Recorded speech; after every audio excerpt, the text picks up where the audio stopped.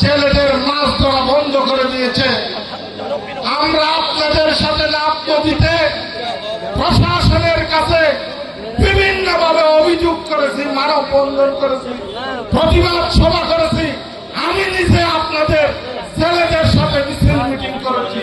আমাদের নেতা জেলা সভাপতি ডিসি সাহেবের সাথে বসে অনেকবার এটা নিয়ে মিটিং করেছে।